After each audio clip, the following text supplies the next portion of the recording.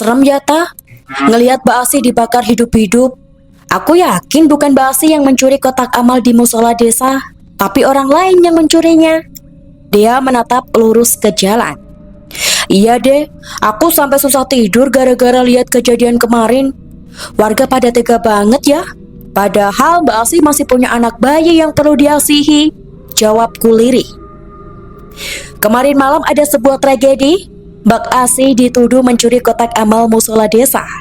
Mbak Asih sudah bersumpah demi Allah kalau ia tidak mencurinya, tetapi kotak amal itu memang ada di rumah Mbak Asih dengan uang yang sudah lenyap di dalamnya. Mbak Asih bilang ia difitnah seseorang yang tidak suka padanya. Aku dan dia pun yakin kalau bukan Mbak Asih yang mencurinya.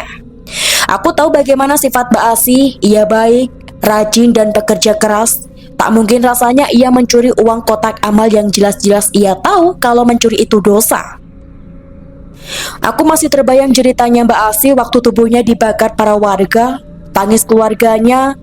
Ya Allah, jika benar itu fitnah, para warga desa benar-benar sangat berdosa karena menghilangkan nyawa orang yang gak bersalah tah. Dia menitikkan air matanya. Untungnya keluarga kita gak ikut-ikutan warga ya dek. Bapakku aja sampai ngilu dengar teriakan kesakitannya Mbak Asih. Bapakku mau nolong, malah didorong sama warga. Saat sedang mengobrol dengan dia, tiba-tiba saja tercium wangi singkong bakar. Aku terus mengendus di mana wangi itu. Perasaan tidak ada yang sedang membakar singkong bakar. Nyium sesuatu nggak deh? Tanyaku. Iya tah, bau singkong bakar. Kan di sini nggak ada yang lagi bakar singkong. Jawab dia sambil matanya mencari-cari di mana orang yang sedang membakar singkong. Merinding aku tah. Gak ada yang bakar singkong. Katanya kan kalau bau singkong bakar berarti ada. Ucapan dia menggantung. Aku paham apa yang dimaksud dia. Aku pun menganggukkan kepala tanda mengerti. Tengkuk leherku pun meremah. Setelah wangi singkong bakar kini berganti menjadi wangi daging bakar gosong serta bau busuk. Mual aku, bau banget tah. Tah, apa jangan-jangan itu arwahnya Mbak Asih tah? Dia merapatkan tubuhnya padaku. Dari jauh terlihat sosok berbentuk guling dengan baju yang terlihat hitam terbakar. Pantulan cahaya lampu jalanan membuat kami melihat dengan jelas sosok tersebut. Tubuh dia langsung gemetar, begitupun dengan tubuhku. Rasanya badanku seperti tidak ada tulangnya, ingin berlari tetapi tidak bisa, ingin berteriak, lidah kami pun terasa keluh. Sosok berbentuk guling itu perlahan mendekat ke arah kami. Ia tidak meloncat seperti di film-film, tetapi jalannya melayang. Semakin dekat sosok itu, bau busuk daging terbakar pun semakin tercium. Kini hanya berjarak beberapa meter saja dengan sosok itu. Wajahnya hitam melepuh seperti terbakar. Ada darah berwarna kehitaman pada bibirnya. Aku terus membaca doa-doa dalam hati agar tubuhku bisa digerakkan. Kini aku tahu bahwa sosok itu adalah Mbak Asih. Ya, Mbak Asih yang sedang berdiri di pohon asam. Mataku nengdi. Hah? Allah, ternyata sosok menyerupai Mbak Asih tidak memiliki mata. Aku baru sadar bahwa waktu penguburan Mbak Asih kedua matanya hilang entah kemana. Astagfirullah, aku berteriak dalam hati. Seketika tubuhku langsung bisa digerakkan. Aku langsung menoleh ke sampingku. Ternyata dia terisak dengan celana yang sudah basah. Aku menepuk bahunya agar dia bisa bergerak, namun tubuhnya langsung roboh. Dia pingsan, sementara sosok Mbak Asih semakin dekat. Mataku nengdi, hah? Terpaksa aku menyeret tubuh dia ke dalam rumahku sendirian. Keluarga sudah tertidur semua karena sekarang sudah tengah malam. Carikan mataku, ucap sosok Mbak Asih dengan seringannya. Pagi harinya para warga di desaku heboh tentang teror semalam. Berarti bukan hanya aku dan dia saja yang diteror oleh Mbak Asih. Jancuk, semalam rumahku diketuk-ketuk sama arwahnya si Asih. Istriku sampai pingsan gara-gara lihat wujud seramnya si Asih, ujar Mas Jaka pada temannya. Loh sama, Asih juga neror ke rumahku, bahkan tetangga di depanku pun diganggu, jawab Mas Rio. Dia yang dari semalam menginap di rumahku pun terlihat sangat serius sekali mendengarkan obrolan Mas Jaka dan Mas Rio. Mas, jenengan diteror juga kah? teriak dia seraya menghampiri mereka berdua yang sedang berjalan di depan rumahku. Iya, banyak warga yang diteror. Asi minta dicarikan matanya. Soalnya waktu sebagian tubuhnya terbakar dan api disiram sama beberapa polisi, tubuh Asi diambil dan ditaruh dekat rumput. Habis itu pas jenazahnya mau diambil, bola matanya nggak ada. Apa meleleh ya karena terbakar? Atau diambil orang? Ungkap Mas Jaka. Nah, syukur Mbak Asi balas dendam. Jenengan ikut mengarak Mbak Asi kan? Dan membakarnya? Hardik Dea. Iya sih, kan Asi mencuri kotak amal musola, ujar Mas Jaka dan Rio gugup. Termakan fitnahan kalian berdua sih. Sekarang desa kita jadi diteror, bentak dia setelah ia pulang ke rumahnya. Sementara Mas Jaka dan Rio masih diam di tempat. Mungkin sekarang mereka merasa menyesal karena percaya fitnahan itu. Aku pun meninggalkan mereka dan masuk ke dalam rumah. Saat aku masuk ke dalam, di ruang tamu sudah berkumpul keluargaku. Aku duduk di antara ibu dan ayah sembari mengambil pisang goreng dan memakannya. Semalam kamu sama dia kenapa berisik banget? Tanya kakek membuka obrolan. Semalam waktu aku sama dia ngobrol di teras rumah, tiba-tiba aja sosok Mbak Asi muncul, kek. Mbak Asi minta dicarikan matanya, ungkapku menjelaskan. Semua keluargaku tercengang mendengarkan ceritaku, apalagi ibu dan nenek yang tampaknya sangat terkejut. Emang sampai jam berapa kalian ngobrol di teras? Tanya ayah. Jam 1 ya, hehehe. Kebiasaan anak wadon tidurnya larut malam mulu, omel ayah. Warga desa juga diteror sama setannya Mbak Asi kok, ucapku lagi. Pantaslah diteror, mereka udah main hakim sendiri. Kasihan bayinya Asi. Suaminya juga depresi atas kematian Asi yang sangat tragis, tutur kakek. Setelah itu tak ada lagi perbincangan, semuanya larut dalam pikiran masing-masing. Aku baru tahu jika suaminya Mbak Asi sampai depresi. Lalu bayinya bagaimana? Ah, kasihan sekali bayi malang itu.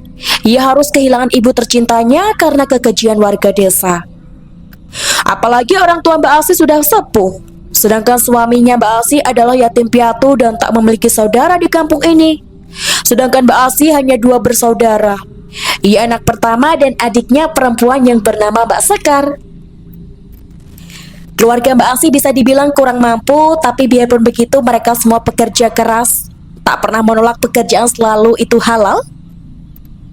Mbak Asi menjadi tukang cuci piring di warung makan, sedangkan suaminya kuli bangunan. Mbak Sekar menjadi tukang cuci gosok baju di desa sebelah. Sedangkan orang tua Mbak Asi kesehariannya hanya bertani, menanam sayur mayur, tidak dengan padi. Tasya, nanti antarkan ibu dan nenek beli sembako ke agen ya. Kita bantu keluarga Asi dan coba menghibur keluarganya agar tidak terlalu larut dalam kesedihan. Kita belikan juga susu formula ya untuk bayinya, ucap ibu yang membuat lamunanku buyar. Tapi kan aku kerja, Bu. Sehabis aku pulang kerja aja ya. Gak usah kerja dulu sehari, badanmu juga belum pulih kan? Kamu sakit tapi bandel sekali, sering bergadang sampai larut malam. Syukur semalam kamu dikasih wujud seramnya Asi, biar kapok, omel ibu. Selesai membeli sembako dan juga susu untuk bayi Mbak Asi, aku, ibu dan juga nenek bergegas pergi ke rumah Mbak Asi dengan naik motor, sementara barang belanjaan diangkut oleh beca. Naik motor bertiga apa nggak ditilang polisi? Tanya nenek polos. Ya Allah nek, Mbak Asi satu kampung sama kita. Terus kita belanjanya di warung Bude Nining, bukan di seberang jalan raya sana. Mana ada polisinya nek? Jawabku. Sementara ibuku hanya tertawa mendengarkan nenek yang takut ditilang polisi. Iya ya maklum lah, namanya juga nenek-nenek, balas nenek terkekeh. Beberapa menit kemudian, akhirnya kami sampai di halaman rumah Mbak Asi. Terlihat dari luar suami Mbak Asi sedang duduk di teras rumahnya dengan pandangan kosong. Sesekali ia terkekeh, entah menertawakan apa. Aku, ibu dan juga nenek sangat prihatin melihat keadaannya. Assalamualaikum, salam kami setelah turun dari motor.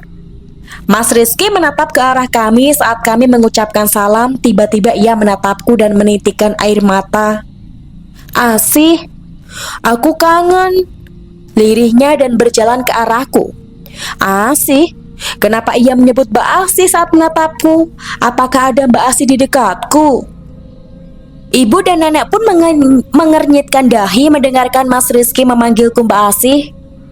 Saat Mas Rizky ingin memelukku, keluarga Mbak Asih pun keluar. Mereka langsung memegangi Mas Rizky. Maaf ya Nduk, mungkin Rizky kangen sekali sama Asih dan belum bisa menerima kalau Asih udah gak ada, ujar Nenek Atun bersedih. Gak apa-apa Nek, aku maklum kok, jawabku. Setelah membawa masuk Mas Rizky ke dalam kamarnya, kemudian kami mempersilahkan masuk. Aku, ibu, dan nenek pun masuk dan membawa sembako yang telah kami beli. Ibu, Pak, ini ada sedikit rezeki dari keluarga saya untuk kalian, mohon diterima ya. Ibu langsung menyerahkan sembako itu pada orang tua Mbak Asih. Nenek Atun langsung memeluk ibu dan juga nenekku. Ia tak dapat membendung tangisnya lagi. Begitupun dengan kakek Yahya yang terisak. Terima kasih banyak ya, ujar Nenek Atun seraya menghapus air matanya. Sabar ya Bu, Pak, Sekar, selalu doakan Asih ya, agar Asih tenang di sana, ucap ibu menenangkan. Bagaimana mau tenang Bude? Mbak Asih matinya dibakar warga dengan sangat keji. Aku masih belum ikhlas. Apalagi ada Dania yang masih bayi. Dania masih perlu ASI ibunya, Mbak Sekar berbicara parau. Ibu tak lagi menjawab omongan Mbak Sekar, takut jika nanti akan menambah rasa sakit hati Mbak Sekar. Oh iya, terima kasih ya semuanya udah mau menolong keluarga kami dengan membawakan kami sembako serta susu bayi untuk Dania. Semoga aja Dania cocok minum susu ini, ujar Nek Atun. Mbak Sekar dan kakek Yahya pun mengucapkan terima kasih. Kemudian Mbak Sekar masuk ke dalam kamar. Tak lama kemudian ia keluar dengan membawa Dania dalam gendongannya. Hatiku perih ketika melihat anak bayi itu. Pasti ia sangat rindu pada ibunya. Malang sekali nasibmu Dek, masih kecil sudah harus kehilangan sosok seorang ibu. Boleh aku menggendongnya Mbak? Tanyaku. Tiba-tiba saja aku ingin sekali menggendong Dania. Boleh tak ini? Mbak Sekar memberikan Dania padaku. Saat aku menggendong Dania, ada sedikit bau daging terbakar pada bajunya, serta ada bau air ASI. Apakah Dania dapat ASI dari seseorang? Mbak, apakah Dania dapat bantuan ASI dari orang lain? Tanyaku yang penasaran. Enggak tak. Semenjak meninggalnya Mbak Asih, Dania udah langsung dikasih susu bayi, jelas Mbak Sekar. Kalau memang tidak ada yang memberikan bantuan ASI untuk Dania, lalu kenapa bajunya Dania bau ASI? Dania sangat tenang dalam gendonganku sampai akhirnya ia tertidur pulas. Sesekali ia tersenyum begitu manis dalam tidurnya. Kuciumi pipi mungilnya yang kemerahan. Lagi-lagi saat aku mencium pipinya ada bau daging terbakar. Aku langsung meminta minyak telon pada Mbak Sekar. Kemudian Mbak Sekar pun memberikan minyak telon itu padaku. Aku langsung membuka minyak telon itu dan menaruhnya sedikit di telapak tanganku. Kemudian aku oleskan sedikit di pipi di baju Dania. Mbak Sekar yang melihat tingkahku seperti kebingungan. Kenapa Pak? Dipakaikan minyak telon? Tanya Mbak Sekar. Biar wangi dan supaya Dania tubuhnya hangat, kilahku.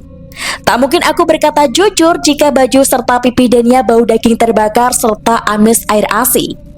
Wah, Dania sampai tertidur begitu digendong sama kamu. Pasti Dania sangat nyaman dalam pelukanmu, tah? Mbak Sekar tersenyum dan menatap wajah Dania yang sedang pulas. Iya Mbak, jawabku. Sini biar Mbak taruh di kamar aja kalau udah tidur. Mbak Sekar lantas mengambil Dania pelan dari gendonganku. Kemudian ia menepuk pelan pantat Dania yang menggeliat supaya tertidur kembali. Setelah itu Mbak Sekar membawa Dania ke dalam kamar miliknya. Aku pun membuntuti Mbak Sekar dari belakang. Kok nggak dibawa masuk ke kamar Mbak Asih? Tanyaku. Di sana ada Mas Rizky. Tahu sendirilah kamu kondisi Mas Rizky tadi. Kalau ditaruh di sana takut nanti Dania nangis, malah didiamkan aja nanti sama ayahnya. Jelas Mbak Sekar. Saat Mbak Sekar masuk ke dalam kamarnya, Untuk menaruh Denia, entah kenapa aku ingin melihat ke dalam kamar Mbak Asi. Pintunya sedikit terbuka, jadi ada celah untukku melihat ke dalam kamarnya. Di sana ada Mas Rizky yang tengah berbaring di kasur kapuknya. Tak lama kemudian tiba-tiba muncul asap putih di dalam kamarnya dan berubah bentuk menjadi sosok pocong hitam yang kini ikut berbaring juga di samping Mas Rizky. Detak jantungku berdegup sangat kencang. Kakiku lemas melihat pemandangan itu. Bau daging terbakar serta busuk berpendar di ruangan ini. Aku ingin melangkahkan kaki untuk pergi tetapi tidak bisa. Ku sebut nama Allah dalam hatiku agar tubuh ini bisa digerakkan kembali. Setelah bisa digerakkan, aku langsung berlari ke ruang depan untuk berkumpul kembali pada yang lainnya. Habis dari mana? Tanya ibu. Numpang buang air kecil tadi. Ucapku berbohong. Aku langsung duduk di dekat ibu dan mencoba mengatur napasku, kemudian mengambil air minum yang disediakan lalu meneguknya hingga habis setengahnya. Haus ya, Nduk? Tanya kakek Yahya. Hehehe, iya kek, haus. Tangisan Denia terdengar sangat nyaring dari kamar Mbak Sekar. Aku yang mendengarkan tangisannya langsung iba, ingin sekali menggendongnya kembali dan menenangkannya. Kek, Nek, mohon izin ke kamar Mbak Sekar ya, mau lihat Denia. Orang tua Mbak Asi mengangguk tanda setuju. Aku pun langsung bergegas ke kamar Mbak Sekar. Dari tadi Mbak Sekar juga belum keluar kamar. Pintu kamar Mbak Sekar terbuka. Saat kakiku ingin melangkah masuk ke dalam, aku dikejutkan dengan pemandangan yang membuat persendianku lemas. Denia sedang disusui oleh Mbak Asi. Kini wujud Mbak Asi bukan menyerupai pocong tapi kuntilanak dengan luka bakar di bagian wajahnya. Tah, ngapain? Hampir saja aku berteriak karena seseorang menepuk pundakku yang membuatku terkejut. Ternyata Mbak Sekar yang menepukku. Kenapa Tah? Kok kaget gitu? Tanya Mbak Sekar terlihat bingung. Itu Mbak, Denia nangis dan disusui Mbak As. Belum tuntas aku berbicara pas menoleh dan menunjuk ke dalam kamar. Sosok Mbak Asi sudah tidak ada di tempat. Terlihat Denia yang sedang asyik berceloteh menatap ke langit-langit kamar seperti sedang bercanda dengan seseorang. Tah, kok bengong lagi? Ucap Mbak Sekar, kemudian ia masuk ke dalam kamar. Mbak habis dari mana? Tanyaku. Habis beli pampers untuk Denia ke warung. Tadi kamu bilang apa? Mbak A siapa? Tanyanya lagi. Ah, tak mungkin aku berbicara tanpa bukti. Yang ada nanti akan membuat Mbak Sekar dan keluarganya bersedih. Atau bisa saja mereka marah padaku dan menuduhku berhalusinasi. Gak jadi Mbak. Tadi Denia nangis pas aku mau ke kamar, malah berhenti nangisnya. Kilahku. Sini masuk Tah. Pak Mali anak gadis berdiri di depan pintu. Nanti ada yang mau ngelamar malah gak jadi, ucap Mbak Sekar. Aku pun masuk ke dalam. Kulihat di sekitar kamarnya. Kulihat di sekitar kamarnya Mbak Sekar. Terlihat di sisi pojok lemari sosok Mbak Asih yang sedang menatap anaknya. Wajahnya terlihat sedih. Kini ia tidak menampakkan wujud seramnya seperti sebelumnya. Perlahan sosoknya menghilang dari pandanganku. Denia kangen ibu ya? Warga jahat yang sama ibunya Denia, mereka menuduh dan menfitnah ibu Denia mencuri kotak amal. Padahal ibu Denia sangat baik. Ibu Denia orangnya jujur, tetapi warga malah tega membunuh ibunya Denia. Mbak Sekar berbicara pada Denia sambil mengganti pampersnya. Aku mendekat dan duduk di samping Mbak Sekar. Terlihat wajahnya memendam amarah. Mbak, boleh aku bertanya? Mbak Sekar menoleh lalu menganggukkan kepalanya tanda setuju. Kenapa Mbak Asi dituduh mencuri kotak amal musola? Mbak Sekar menghela napas beratnya kemudian berbalik dengan menghadapku. Waktu Mbak Asi habis baru pulang bekerja, ada beberapa warga yang datang ke rumah mengetuk pintu dengan kasar. Mereka bilang kehilangan kotak amal musola dan ada yang bilang bahwa seseorang melihat Mbak Asi yang mengambilnya, ungkap Mbak Sekar. Mbak Sekar menghela napasnya lagi. Mungkin saja menceritakan kembali kejadian itu membuka lagi jahitan luka di hatinya. Mbak Asi yang gak merasa mengambil kotak amal jelas tak terima. Begitupun dengan kami keluarganya. Tapi ada satu orang yang menggunakan masker, dia yang paling semangat menuduh Mbak Asih. Akhirnya Mbak Asih, warga menggeledah rumah kami dan ditemukan kotak amal itu di dalam kamar Mbak Asih. Tangis Mbak Sekar pun pecah menceritakan semuanya padaku. Aku jadi merasa tidak enak hati. Maaf Mbak, aku malah mengorek lagi luka hati keluarga Mbak. Aku meminta maaf padanya. Gak apa-apa, biar kamu pun tahu kebenarannya seperti apa. Mbakku gak mencuri. Mbakku itu orangnya sangat baik. Rasanya mustahil sekali jika Mbak Asih mencuri. Aku menggenggam tangan Mbak Sekar, menyalurkan kekuatan agar ia tabah dan ikhlas menerima semua ini. Ya, walaupun aku tahu tak akan semudah itu untuk menerima dan mengikhlaskan kepergian Mbak Asih, apalagi dengan cara tragis seperti ini. Hati adik, suami dan orang tua mana yang tak sakit hati menyaksikan kematian anggota keluarganya di depan mata sendiri dengan sangat keji dan biadab. Tuduhan yang jelas-jelas itu fitnah malah ditelan mentah-mentah oleh warga yang terhasut omongan seseorang. Kalau posisiku jadi Mbak Sekar, mungkin aku juga akan sangat marah dan bisa jadi dendam. Kira-kira Mbak tahu nggak siapa orang yang memfitnah Mbak Asih? Nggak tahu tang, soalnya dia pakai masker dan hoodie yang ada penutup kepalanya. Tapi dari suaranya itu wanita, jelas Mbak Sekar. Apa Mbak Asih punya musuh? Tanyaku lagi yang penasaran. Kayaknya sih enggak tah. Mbak Asih kan orangnya lurus-lurus aja. Tapi ya nggak tahu juga sih, namanya orang kan ada aja ya yang nggak suka sama kita. Saat sedang asyik mengobrol dengan Mbak Sekar, ibu dan nenek sudah berteriak memanggil namaku dan mengajak untuk pulang. Terpaksa kami pun menyudahi obrolan ini. Mungkin lain waktu aku akan bertanya sesuatu lagi pada Mbak Sekar.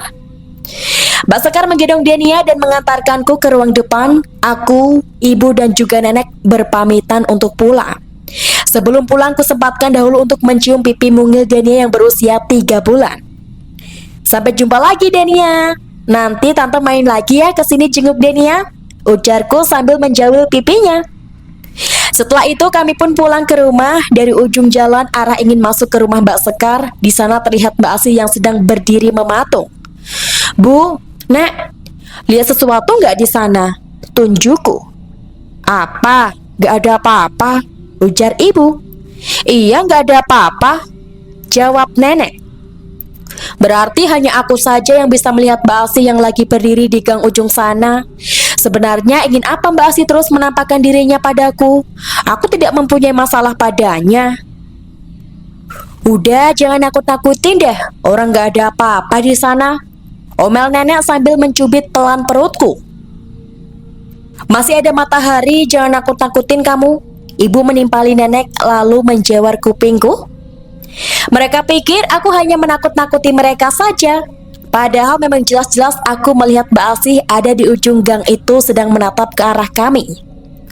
Dengan membawa bismillah, aku kembali melajukan motorku pelan. Sosok Mbak Asih nampaknya tak mau pergi juga. Raut wajahnya memperlihatkan kesedihan yang begitu mendalam. Ketika melewati Mbak Asih, hampir saja kami terjatuh karena tubuhku tak bisa seimbang mengendarai motor. Tah, hati-hati bawa motornya, kita hampir saja jatuh. Kamu ngeliat apaan sih? Omel ibu. Mbak, belum selesai aku berbicara, nenek malah memarahiku dan menyuruhku untuk melajukan motor.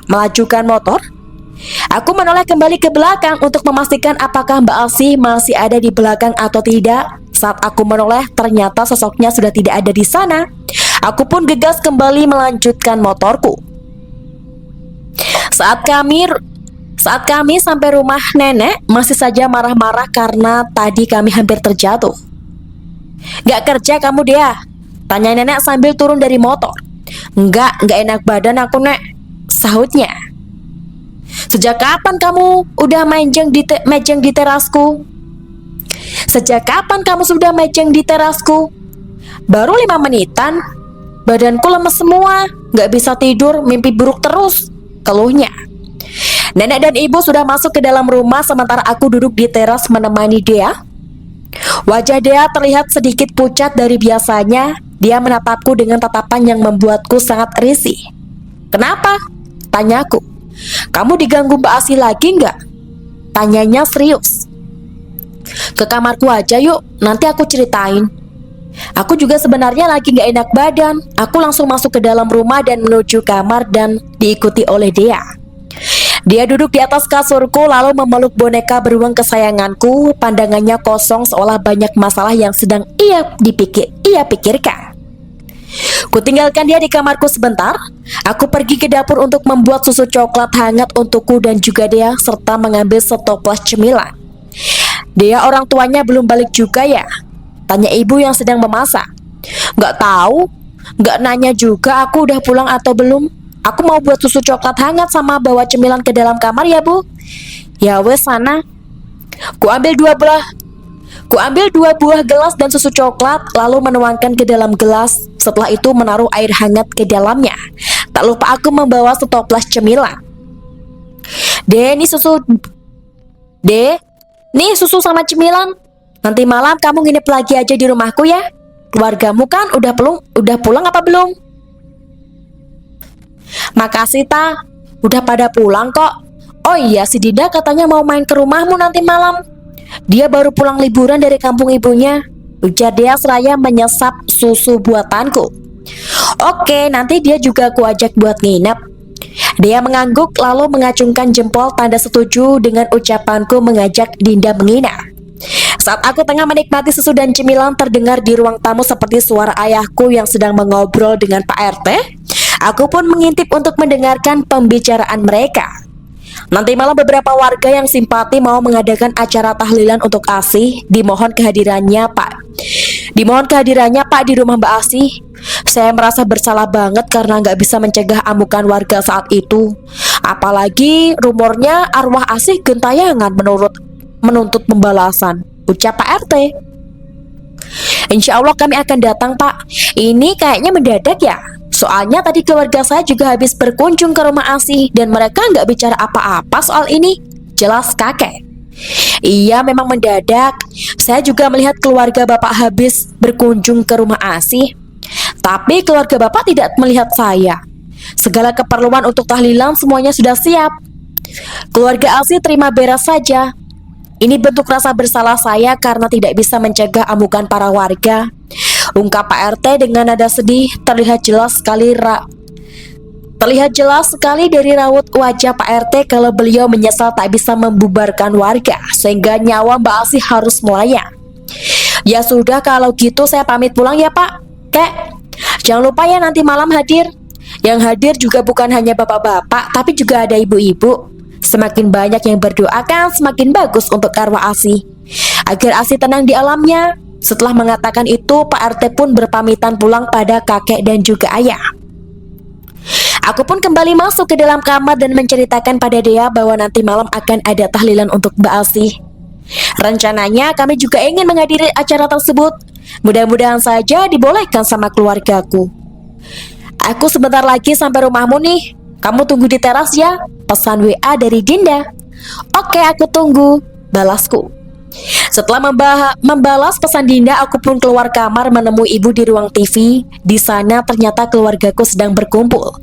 Ada beberapa kue serta buah-buahan seperti itu untuk dibawa ke acara tahlilan Mbak Asih. Kamu gak usah ikut, di rumah aja sama Dea. Kalian kan lagi gak enak badan. Nurut jangan bandel, ujar ibu melotot. Tapi aku mau ikut bu. Jangan bandel Dok. Di rumah aja istirahat sama Dea.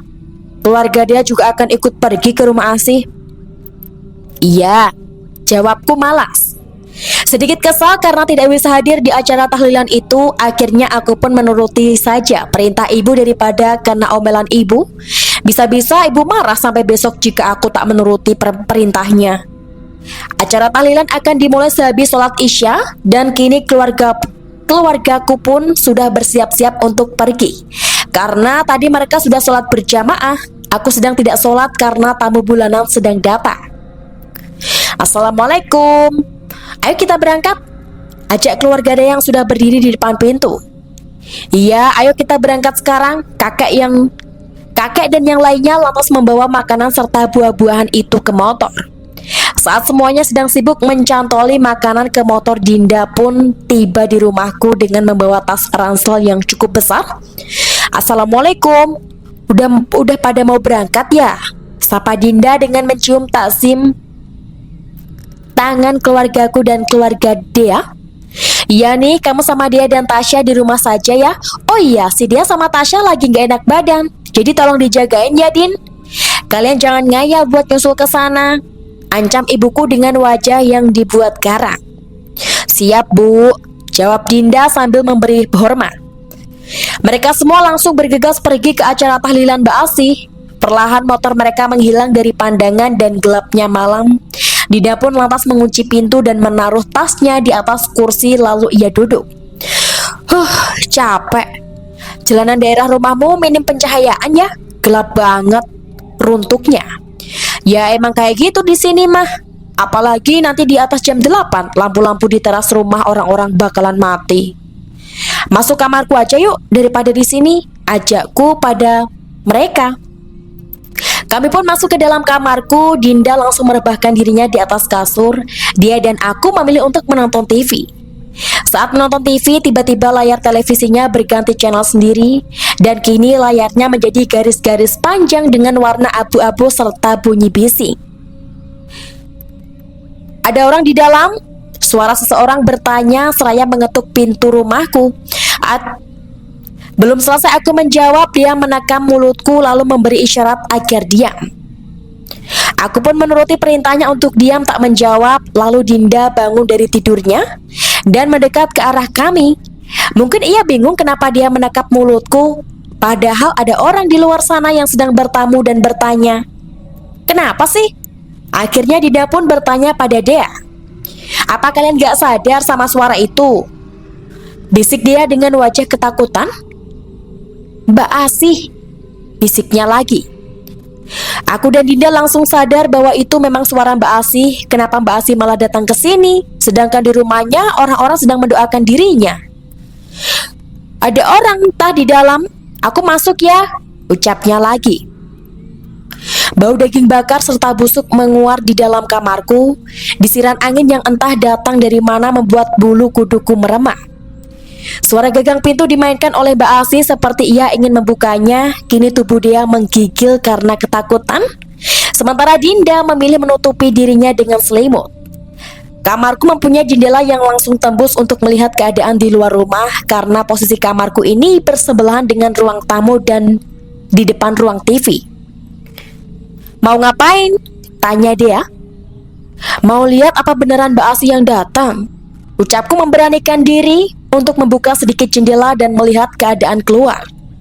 "Jangan gila, nanti kalau betulan Mbak Asih gimana? Yang ada Mbak Asih malah nyamperin kita," omel dia. Trek, trek. Suara gagang pintu terus saja dimainkan dari luar. "Aku masuk ya." Gagang pintu semakin keras dimainkan sampai sepertinya pintu itu berhasil dibuka oleh seseorang di luar sana. Aku buru-buru mengunci kamarku dengan tergesa dan napas yang tersengal, keringat mengucuri seluruh tubuhku. Kini kami bertiga berdesakan duduk di atas kasur dengan ketakutan. Brak! Suara pintu seperti didobrak, setelahnya sunyi, tak ada suara apapun yang terdengar. Dia menangis dalam diam, hanya tetesan air matanya saja yang berderai. Dinda mencengkram tanganku dengan sangat kuat, seolah tak mau ditinggalkan sendirian, sementara aku mencoba untuk mengendalikan rasa takutku. Walaupun sebenarnya aku pun merasa takut. "Gak ada suaranya lagi," bisik Dinda. "Gak ada, tapi kan kita gak tahu keadaan di luar kamar. Bisa aja Mbak Asih lagi berdiri di depan kamar kan?" jawab dia sambil menghapus air matanya. "Din!" Bunyi suara klakson motor Dinda di luar membuat kami bertiga terjingkrak karena terkejut. Kayaknya emang perlu dilihat sedikit deh dari jendela. "Bukannya sedikit aja," tutur Dinda memberi saran. Kini dia pun setuju dengan ajakan Dinda. Perlahan kami turun dari kasur dan mendekat ke arah jendela kamarku. Suara klakson motor Dinda pun masih berbunyi. Yang ku tahu warga di sini semuanya sedang berkumpul di kediaman Mbak Asih. Mereka sedang berdoa bersama. Pelan-pelan aku membuka celah sedikit jendelaku untuk melihat keadaan di luar rumah. Di luar benar-benar gelap dan ternyata sedang gerimis. Suara klakson tetap berbunyi ditambah lampu motor Dinda kini ikut menyala dengan sendirinya. Dinda yang penasaran pun mengintip dari celah jendela yang kubuka. Gak jelas aku melihatnya. Coba buka lagi agak lebaran, perintahnya. Jangan lebar-lebar, nanti Mbak Asi tahu kalau kita sedang melihatnya, omel Dea dan menjitak kepala Dinda. Gak ada siapa-siapa toh, besaman sentosa, jawabnya ngayal. Dinda pun kembali membuka jendela kamarku dengan sedikit lebih lebar lagi. Saat jendela kamarku sudah terbuka dengan sedikit lebar, Dinda pun menyembulkan kepalanya keluar dan melihat keadaan. Dindin, kepala Dinda membentur jendela karena terkejut. Aku dan dia mundur ke belakang. Detak jantungku berpacu lebih cepat. Sekujur tubuhku kini lemah seperti tak ada tulang. Dengan bersamanya bunyi suara klakson motor, sosok Mbak Asih kini berada tepat di depan Dinda. Mungkin karena saking takutnya Dinda mematung di tempat. Ia tak bergerak sedikit pun. Hanya buliran bening saja yang keluar dari matanya. Dia pun kini jatuh pingsan. Ibu, gumamku lirih. Aku hanya mampu menutupi wajahku dengan kedua telapak tangan sembari duduk di pojok lemari. Brak! Tubuh Dinda jatuh dan ku tahu kini Dinda pun pingsan sama seperti dia. Hanya aku yang tersadar seorang diri. Sosok Mbak Asih masih berada di luar kamarku. Ia menampakkan wujudnya dalam bentuk pocong hitam yang hangus terbakar. Aku ke dalam ya, lirihnya. Ku pejamkan mata dan tak menjawab sama sekali ucapannya. Batinku terus berdoa menyebut nama Tuhanku.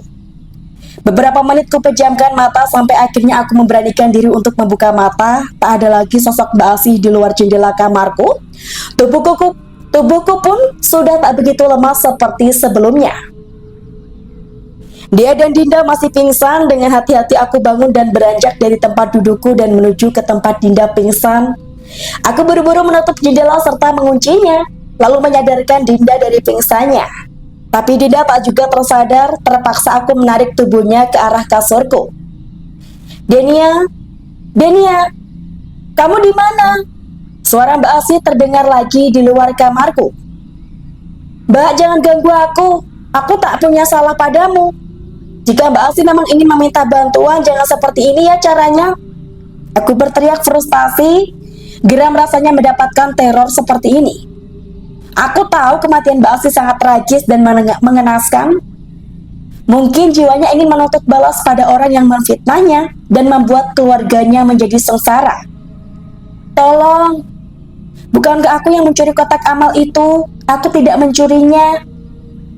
Suara-suara itu terus saja meneror diriku. Suara teriakan, jeritan, serta tangisan memenuhi isi kamarku. Tolong, Ibu, Mas Rizky, Bapak, Sekar, tolong aku. Aku tidak mencuri kotak amal itu. Aku tidak tahu bagaimana bisa kotak amal itu ada di kamarku. Ini fitnah. Aku menutup telingaku dengan kedua tanganku. Tangisan Basi benar-benar membuat sakit hatiku. Dapat aku bayangkan bagaimana rasa ketakutannya Mbak Asih saat warga mengarak dirinya keliling kampung. Bahkan Mbak Asih sempat dipecutin pakai ikat pinggang. Teriakan, suara tangis serta suara memohon masih memenuhi seisi kamarku. Tangisan Denia juga dapat aku dengar. Allah, cukup. Jangan diperdengarkan lagi suara-suara itu. Hatiku begitu sakit mendengarkannya.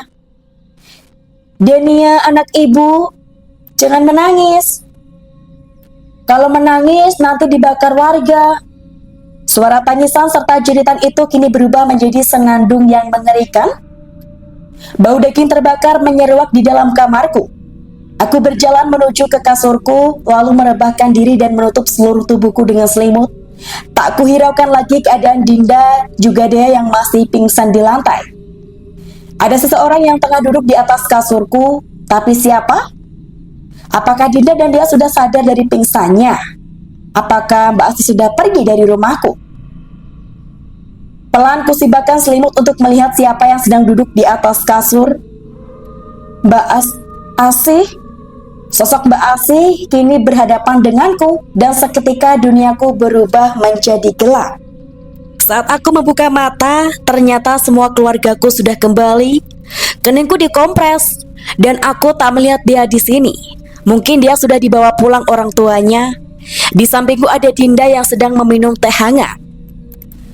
Udah sadar, Nduk? Tanya ibu sambil menyentuh keningku. Ibu kapan pulangnya? Tanyaku seraya melirik jam di dinding. Ternyata sekarang sudah pukul 1 pagi. Tadi jam 11. Perasaan ibu gak enak. Kepikiran kamu terus di rumah. Tadi ada Mbak Asi, Bu, datang ke rumah. Mbak Asi teriak kesakitan dan meneror kami. Ungkapku dengan kepala yang masih terasa pusing. Ya sudah, kamu lanjutkan tidurnya. Dinda, kamu juga tidur sana. Sudah malam, jangan begadang. Nanti ibu dan nenek juga akan tidur di sini. Bapakmu mau ambil kasur lantai. Setelah mengatakan itu, ibu langsung keluar kamar. Dinda pun meneguk habis minumannya dan berbaring di sampingku. Kami berdua terdiam sibuk dengan pikiran masing-masing. Kejadian tadi adalah hal yang paling menakutkan bagi kami bertiga. Apa Mbak Asi nerot tiap malam tah? Akhirnya Dinda berbicara memecahkan kesunyian. Semenjak kematiannya, desa ini jadi diteror. Aku yakin Mbak Asi cuma mau menuntut keadilan atas kematiannya karena difitnah. Aku mau membantu Mbak Asi, tapi nggak tahu gimana caranya. Iya, kasihan Mbak Asi tah. Warga juga kejam banget. Nggak mau mendengarkan penjelasan Mbak Asi dulu. Aku juga yakin Mbak Asi nggak bersalah. Mbak Asi itu kan orang yang jujur. Dulu dompetku jatuh di jalanan aja, Mbak Asi yang nemuin. Dan pas aku periksa isi dompetnya utuh, nggak ada yang hilang. Dinda menarik napas dan membuangnya kasar. Aku tahu, ia emosi saat bercerita mengenai kematian Mbak Asi dengan tragis. Terbayang kembali saat aku dan dia menyaksikan kekejian para warga mengarak Mbak Asi keliling kampung dan membakar tubuhnya. Tubuh Mbak Asi menggeliat menahan sakit yang teramat, sedikit terbakar oleh korek api saja panas dan sakitnya sangat luar biasa. Apalagi Mbak Asi yang memang benar-benar sengaja dibakar. Tak sadar air mataku luruh, tangisku pecah. Ada Dania yang masih sangat kecil, ia butuh ibunya, ia perlu disusui ibunya. Tapi dengan teganya warga malah membunuh ibunya, membiarkan bayi mungil itu kehilangan kehangatan kasih sayang seorang ibu. Belum lagi Mas Rizky yang sampai depresi kehilangan istri tercintanya. Yang ku tahu walaupun keluarga Mbak Asi sangat sederhana, tetapi mereka begitu menjunjung sekali kejujuran. Keluargaku mereka pun cukup alim.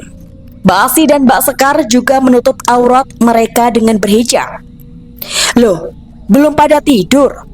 Nenek datang membuatku terkejut saja. Aku langsung menghapus air mataku. Nenek langsung menggelar kasur di lantai. Ibu pun datang dengan membawa bantal, guling, serta selimut. Tidur ta, Din? Udah larut malam. Jangan begadang. Badanmu juga sedikit hangat, Din. Nanti diomelin sama ibumu kalau sampai kamu sakit karena menginap di sini. Ayo tidur. Omel ibu mengacungkan kemoceng. Seram biungmu kalau marah, kekeh Dinda. Subuh ini ditemani dengan turunnya rintik-rintik hujan. Setelah selesai menuakan kewajiban sebagai seorang muslimah, aku bergegas ke dapur membantu ibu untuk mencuci piring-piring kotor.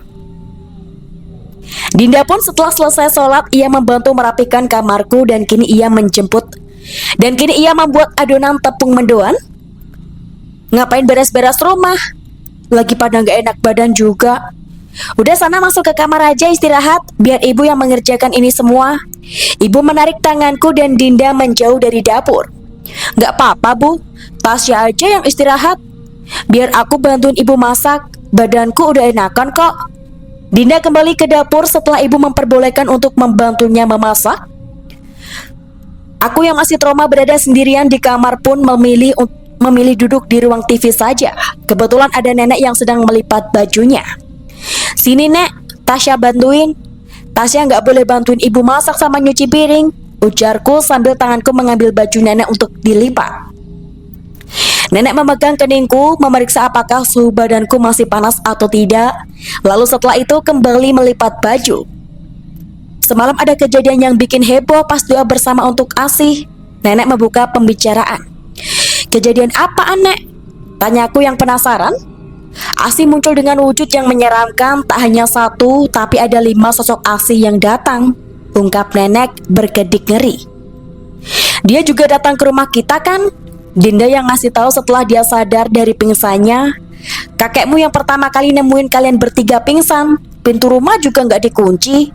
Kakek kira ada maling masuk. Nenek juga bercerita saat munculnya Mbak Asi di tengah-tengah acara sedang berdoa bersama, para warga ketakutan. Sebagian ada yang memilih kabur dan pulang ke rumahnya. Apalagi semalam memang sempat turun hujan, membuat suasana tambah mencekam. Orang tua Mbak Asi menangis mengetahui anaknya gentayangan dengan berwujud sosok pocong. Padahal jelas-jelas waktu penguburan orang tua Mbak Asi sudah mengingatkan agar jangan lupa membuka tali pocongnya. Apakah tukang gali kuburnya tak mendengar atau ia lupa untuk membuka tali pocong Mbak Asi? Mas Rizky, suami Mbak Asi pun berteriak memanggil-manggil Mbak Asi meminta Mbak Asi untuk kembali ke dunia. Ia memaki dan ngamuk kepada warga yang membuat istrinya tewas. Setelah bercerita dan selesai melipat baju, nenek masuk ke dalam kamar untuk menaruh bajunya di lemari miliknya. Dinda datang dengan membawa 2 gelas susu jahe dan juga mendoan tahu serta tempe. Enaknya makan di teras. Enaknya makan di teras tah sambil liatin rintik-rintik hujan, kata Dinda. Ayo, aku bawa mendoan. Kamu bawa susu jahenya ke teras. Kami berjalan menuju ke teras rumah di desa walaupun jam sudah menunjukkan pukul 5:30 pagi, tetapi keadaan di luar rumah masih gelap. Apalagi kondisinya sekarang sedang turun hujan. Tak ada sinar matahari yang datang menyapa pagi ini. Langit sangat mendung sekali. Jancok, udah mati malah bikin desa kita jadi seram karena setannya gentayangan, ucap 2 orang lelaki yang lewat di depan rumahku dengan suara lantang. Masih hidup nyuri kotak amal, udah mati malah jadi setan. Kurang ajar emang itu si Asih. Berang lelaki yang ku tahu bernama Mas Diki. Geram sekali mendengar mereka berdua memaki Mbak Asih, padahal mereka berdua yang ikut membunuh Mbak Asih. Bisa-bisa sekarang malah berkata seperti itu. Kalau Mbak Asih nggak dibunuh, ia juga nggak akan jadi setan gentayangan. Kowe sing melu ngobong Mbak Asih. Nek Mbak Asih ora mati dipateni, ya ora bakal dheweke jadi setan gentayangan. Teriakku kesal. Kalian kan yang ikut ngebakar Mbak Asih. Kalau Mbak Asih nggak mati dibunuh, ya nggak bakalan jadi setan gentayangan. Sedang apa Mas Rizky di sana? Kowe sing malu ngobong Mbak Asih Nek Mbak Asih ora mati dipateni, ya ora bakal dheweke dadi setan gentayangan. Teriakku kesal.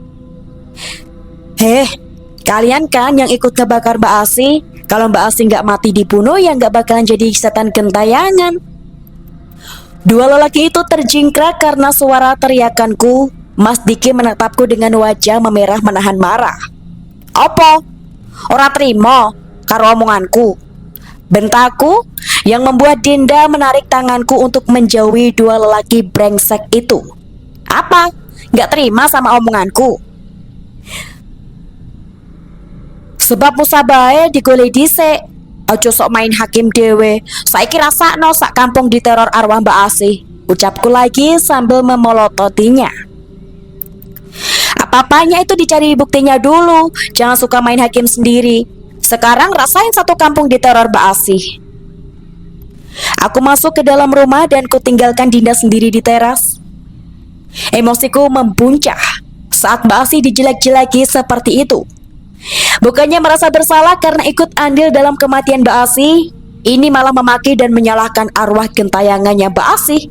Gila. Apa tondok? Tanya kakek yang sedang menyesap kopinya. Ada wong gendeng di luar. Aku masuk ke kamar dan mengambil handuk serta baju ganti. Lebih baik aku masuk kerja saja daripada aku di rumah. Setelah mengambil handuk dan baju ganti, aku pun masuk ke kamar mandi dan segera melakukan ritual mandi. Kepalaku harus segera didinginkan oleh air agar tidak emosi berkepanjangan. 15 menit aku mandi, ku keramas rambutku dengan shampoo kesukaanku. Rasanya sedikit berkurang nyeri di kepalaku. Badanku pun sudah lebih segar dari sebelumnya. Kubilas tubuh serta kepala dengan air keran yang langsung terhubung dengan air di sumur belakang. Setelah itu ku keringkan tubuhku dengan handuk dan segera memakai pakaian. Setelah rapi berpakaian, aku keluar dari kamar mandi. Di dapur masih ada ibu dan juga ada nenek yang masih belum rapi memasak. Rapi banget, mau kemana? Tanya ibu memperhatikanku. Aku mau masuk kerja aja. Nggak betah lama-lama di rumah, jawabku. Jangan bandel kamu, Ta. Kalau kamu pingsan lagi di tempat kerjaanmu gimana? Udahlah, keluar aja dari tempat kerjamu, cari kerja di tempat lain aja. Kerja di pabrik terlalu berat untukmu. Kerja di toko kue seberang jalan sana saja. Kerja di toko kue seberang jalan sana saja. Nurut toh kalau dibilangin sama orang tua. Kalau kenapa-kenapa orang tua khawatir. Omel ibu seraya mengacungkan sutilnya ke arahku. Ibu ini kalau marah memang seperti itu, tapi sumpah hatinya baik banget. Cuma tingkahnya aja yang kadang terlalu lebay kalau sedang marah. Aku ini anak tunggal serta anak kesayangan keluarga. Memang beberapa kali aku jatuh pingsan di tempat bekerja.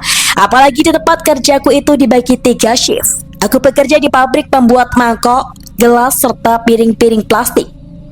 Bekerja di sana harus gerak cepat. Jika lambat akan banyak barang-barang yang rusak karena terlalu lama di dalam mesin pencetakan. Yang membuat aku tidak kuat bekerja di sana adalah karena kerjanya harus berdiri selama 9 jam. Belum lagi mesin pencetakan yang begitu panas membuat diriku sering dehidrasi. Belum lagi kalau disuruh lembur. Tak jarang di pabrik pun sering terjadi kesurupan karena tempatnya lumayan angker. Maka dari itulah keluargaku selalu menyuruhku untuk berhenti bekerja atau mengambil pekerjaan yang lain. Mau jalan kerja? Kuncinya ayah ambil. Ayah bertanya dan mengambil kunci motorku dan menaruh di saku celananya. Ujung-ujungnya aku harus mengalah lagi. Aku baru ingat ada Dinda yang sedang menginap di sini. Jika aku bekerja, lalu Dinda sama siapa? Mau kerja kamu? Masih sakit gitu kok kerja? Ora waras, ujarnya dengan melipat tangan di dada. Nggak jadi, tapi aku bete di rumah. Aku butuh udara segar nih. Nanti siang kita keluar rumah yuk, cari-cari angin sambil beli jajanan, ajakku pada Dinda. Ayo boleh. Kita emang butuh udara segar biar pikirannya tetap waras sih. Sekarang ke rumah dia mau nggak? Udah mendingan belum tuh anak? Tanpa basa-basi lagi aku mengambil payung dari dalam kamar dan mengajak Dinda untuk pergi ke rumah dia tanpa sepengetahuan keluargaku. Lagi pula rumahku dengan dia tidak jauh, cuma perlu melewati satu kebun singkong saja. Gak pamit sama ibumu? Nanti dicariin aja sama ibumu. Kena sutil panasnya baru tahu kamu, omel Dinda. Ora perlu, wong cuma ke rumah dia doang. Kan dia cuma ngelewatin satu kebun singkong aja. Dari sini juga kelihatan kan rumahnya. Udah ya cepat. Aku dan Dinda langsung cepat-cepat memakai sendal dan bergegas ke rumah dia. Desiran angin menusuk kulit membuat kami berdua menggigil kedinginan. Pepohonan juga saling bergesekan karena tiupan angin. Mudah-mudahan saja dia tidak kenapa-kenapa agar siang nanti bisa kuajak untuk jalan-jalan. Loh, itu kan suaminya Mbak Asita.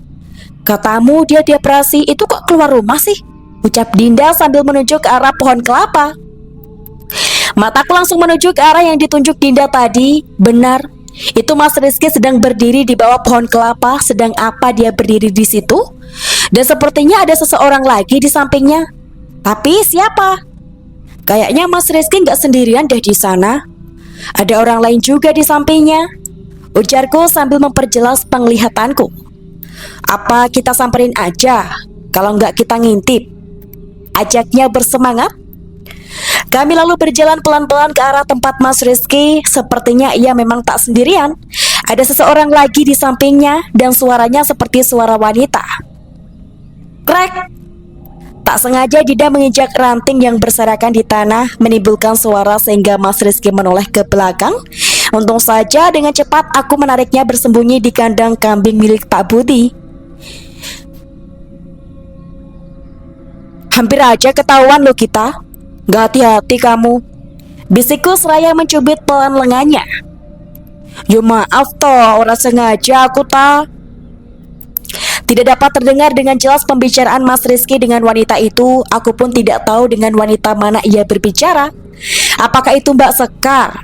Tapi untuk apa hujan-hujan begini mereka malah keluar rumah dengan kondisi Mas Rizky yang depresi? Bukankah seharusnya mereka diam saja di dalam rumah? Apa kondisi Mas Rizky sudah membaik sekarang hingga ia diperbolehkan keluar rumah? Siapa itu? Teriak Mas Rizky. Dari suaranya sepertinya ia tengah berjalan ke arah tempat persembunyian kami. Gawat kalau ketahuan kami sedang mengintipnya. Tah, kita keluar aja. Pura-pura jatuh gitu, biar mereka nggak curiga. Ini ambil tanah, terus kamu lumuri sedikit di baju dan juga tubuhmu. Titah Dinda. Dinda pun sengaja mengotori baju dan tubuhnya sendiri, seolah-olah kami ini sedang berjalan dan terjatuh karena jalanan yang licin. Aku juga langsung mengambil tanah becek di bawah dan melumuri sedikit di baju serta tubuhku. Ah, ide Dinda memang gila. Tapi setidaknya ini bisa menjadi alasan kami agar tidak ketahuan sedang mengintip mereka. Aduh, sakit banget jatuh. Jalanannya licin banget tah. Kamu sih nggak hati-hati jalannya. Jadi jatuh kan kita berdua. Mana pada kotor lagi baju sama badanku. Omel Dinda. Kuakui akting Dinda ini memang sangat bagus sekali, sangat totalitas. Lantas aku pun ikut berpura-pura kesakitan karena terjatuh. Mas Rizky terperangah melihatku dan Dinda. Nampaknya ia benar-benar terkejut. Apa kali ini ia akan memanggilku dengan sebutan Mbak Asi lagi? Kamu kenapa, Tasya? Ngapain kalian berdua ada di sini hujan-hujanan sampai jatuh begini? Cecar Mas Rizky. Mas, kami mau ke rumahnya Dea. Mau jengukin Dea yang lagi sakit. Kilahku yang diangguki oleh Dinda. Ada yang luka nggak? Sakit nggak badanmu jatuh begitu? Mas Rizky memutar-mutar tubuhku untuk melihat apakah ada yang luka atau tidak. Dinda mengenyirkan keningnya. Dinda mengernyitkan keningnya seperti bingung dengan tingkah laku Mas Rizky. Begitupun denganku. Kenapa Mas Rizky seakan begitu khawatir sekali padaku? Tatapan matanya memancarkan raut wajah sedih dan kekhawatiran padaku. Aku takut jika saat ini ia berhalusinasi lagi dan menganggapku sebagai Mbak Asih. Mas Rizky sendiri ngapain di bawah pohon kelapa? Terus sama siapa di situ? Aku balik bertanya padanya.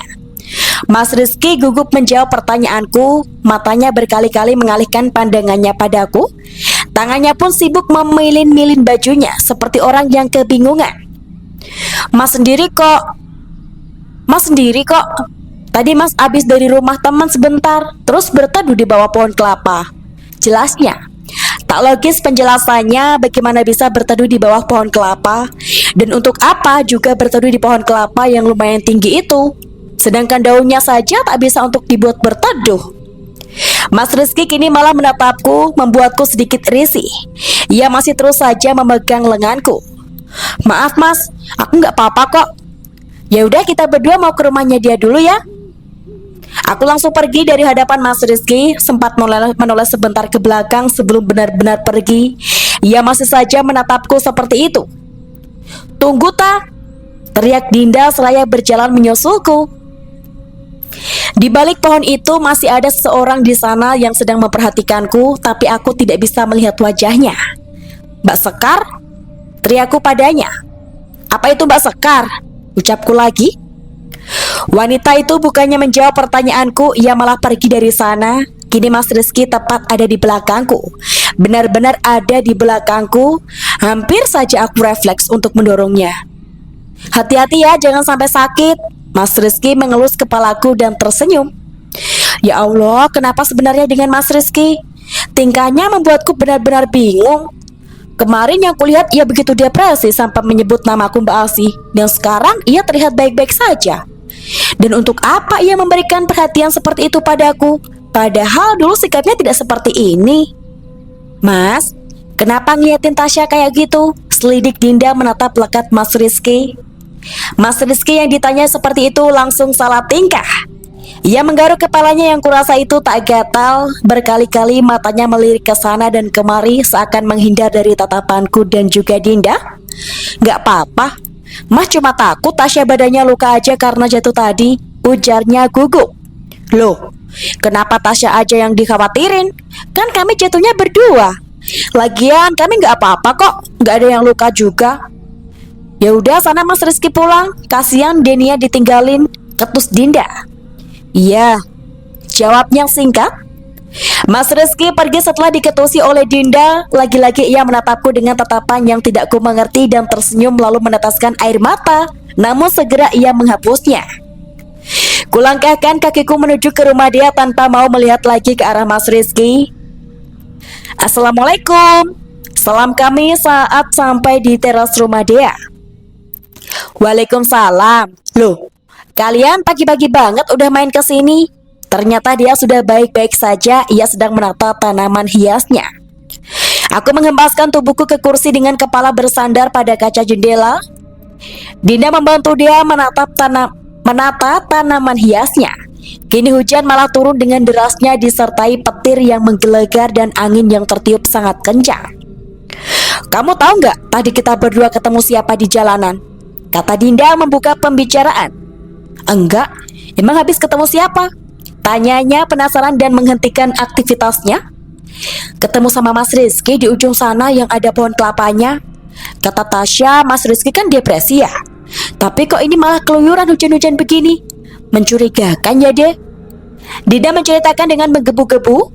Sampai-sampai tanaman hias milik dia itu ia potek secara tak sadar. Sekarang menjadi pikiranku adalah siapa wanita yang bersembunyi itu. Jika memang itu Mbak Sekar, untuk apa ia bersembunyi dan menghindar dariku? Bukankah kita tak ada masalah? Kemarin bertemu juga kita ngobrol seperti biasa. Dan satu lagi, Mas Rizky keadaannya baik-baik saja. Tidak seperti kemarin. Aku jadi punya rencana. Bagaimana kalau kami bertiga mengunjungi rumah Mbak Asih? Aku ingin tahu sikapnya Mas Rizky. Akankah ia menyebut-nyebut nama aku sebagai Mbak Asih atau tidak? Jangan bengong, teriak dia sambil mengibaskan tangannya di depan wajahku. Gak bengong kok, aku cuma lagi kepikiran sesuatu aja. Bagaimana kalau nanti siang atau besok kita main ke rumah Mbak Asih? Kita jenguk Denia, ujarku. Boleh-boleh aja sih, ya udah nanti siang atau sore aja ya. Kalau udah nggak hujan kita ke rumah Mbak Asih. Beli makanan dulu buat dibawa ke sana, ucap dia memberi ide. Oke, baiklah. Ngomong-ngomong, aku nggak ditawarin minum, makan atau masuk gitu ke dalam rumah. Dingin tahu di sini. Badanku menjadi dingin karena tadi berpura-pura terjatuh dan terkena air hujan akibat berbohong pada Mas Rizky. Ayo sekalian ganti baju pakai punyaku. Anak ini ulahnya ada-ada aja loh. Untung kalian koncoku, omel dia dan membuang napasnya kasar. Kami bertiga masuk ke dalam rumah Dea. Di dalam terlihat sepi, mungkin yang lainnya masih ada di dalam kamar. Cuaca seperti ini memang sangat mendukung sekali untuk tarik selimut lagi dan tidur. Dia mengambil pakaian ganti untukku dan juga Dinda. Kami berdua langsung menuju kamar mandi untuk berganti pakaian. Baju kotorku kumasukkan ke dalam kantong plastik. Tak lupa untuk membersihkan tubuh terlebih dahulu sebelum berganti baju. Begitupun dengan Dinda, ia membersihkan tubuhnya dulu seperti itu. Setelah itu memakai baju punya Dea. Setelah selesai berganti baju, kami keluar dan bergegas ke ruang televisi. Baru saja ingin duduk terdengar suara ribut-ribut dari luar. Aku kesel diteror terus ambil arwah Asih. Iki gara-gara kowe melu ngopong Asih. Jadi arwah Asih bales. Aku capek diteror terus sama si Asih. Ini gara-gara kamu ya ikutan mengebakar Asih. Jadi Asih menuntut balas akan kematiannya. Ternyata itu suara Mbak Asih yang sedang memarahi suaminya. Memang suaminya itu ikut mengarak Mbak Asih hingga terjadinya pembakaran. Mas Supro hanya terdiam dimarahin oleh Mbak Sri. Ia tak bisa melawan karena memang itulah kenyataannya. Kini arwah Mbak Asih meneror warga satu kampung. Sepertinya aku harus meminta bantuan untuk menyelesaikan masalah ini pada temanku. Iya, aku harus meminta bantuan Meli dan juga Intan.